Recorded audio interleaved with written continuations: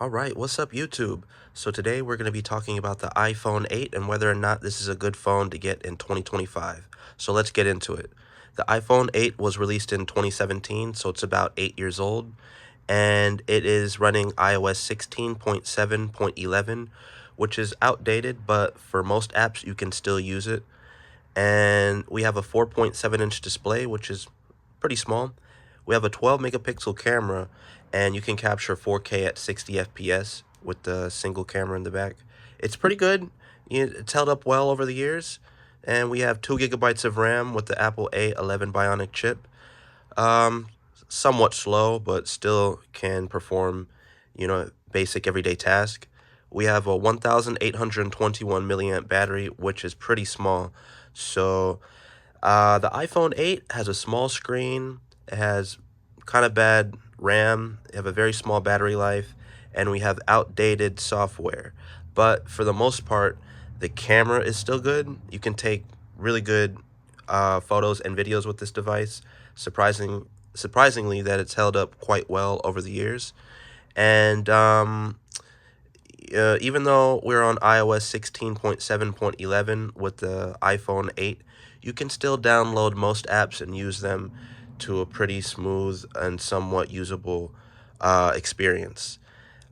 We have our home button, our lightning port at the bottom. We have that classic look to the phone, somewhat similar to like the iPhone 6, 7s. And we have wireless charging with this device, which is pretty good.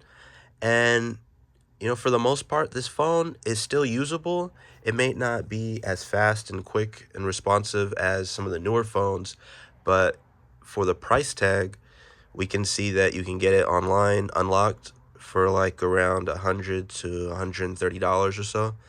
And I'm sure you could probably find it cheaper on OfferUp or Facebook Marketplace or a local buying and selling platform.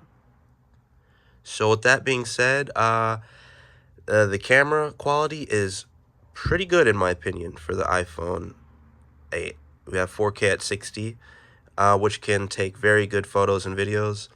Um, the only things that I would say make the iPhone 8 not a good pickup in 2025 is the outdated software, the small battery life, and the small screen.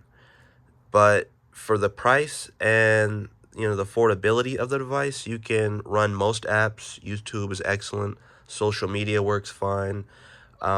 We also have the wireless charging. We have Bluetooth, AirDrop.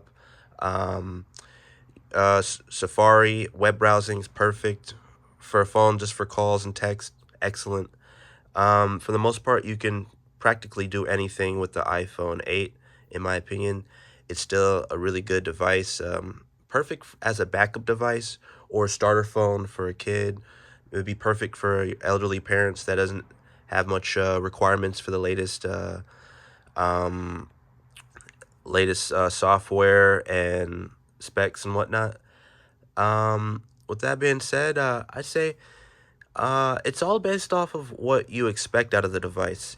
If you expect, um, you know, decent performance with a few limitations, and you're looking for a cheap device, then the iPhone 8 is perfect for you. But if you're looking for something with 5G, with 120 hertz refresh screen rate, a big battery, the latest software, updated camera, a lot of those things, the iPhone 8 will not be enough for you. So, yeah, with that being said, it's amazing how premium and well and how high quality this phone still looks in 2025.